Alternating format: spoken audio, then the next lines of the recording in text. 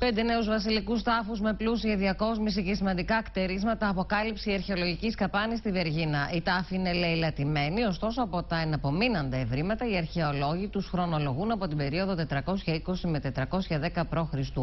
Μάλιστα, ο σημαντικότερος εξ αυτών πιθανολογείται ότι ανήκει σε έναν πολεμιστή, ίσως τον βασιλιά Απερδίκα τον δεύτερο. Η Βάσο Τζανακάκη θα μας δώσει τώρα περισσότερες πληροφορίες για τη σημαντική αυτή αρχαιολογική ανακάλυψη, Βάσο. Ναι, Ντένια, οι 5 αυτοί βασιλικοί τάφοι είναι 3 κυβωτιόσχημοι και 2 μακεδονικοί.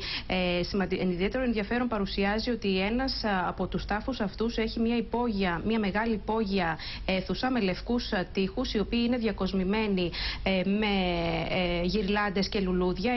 Είναι το παλιότερο και γι' αυτό ιδιαίτερα σημαντικό δείγμα τοιχογραφίας που ξέρουμε για τη Μακεδονία. Οι τάφοι χρονολογούνται, όπως είπες, το 420 και 410. Ένα σιτερένιο ξύφος μαρτυρά ότι ένας από τους τάφους ανήκει σε πολεμιστή, ίσως το βασιλιά Απερδίκα τον δεύτερο. Οι βασιλικοί τάφοι, που οι αρχαιολόγοι ονομάζουν συστάδα των Τιμενιδών, βρίσκονται σε μία άκρη το νεκροταφείο των Αιγών.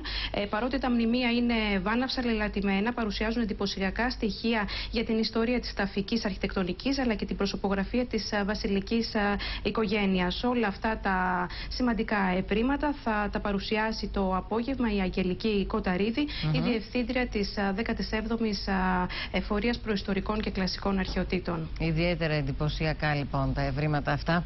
Να σε ευχαριστήσουμε, Βάσο, για την ενημέρωση.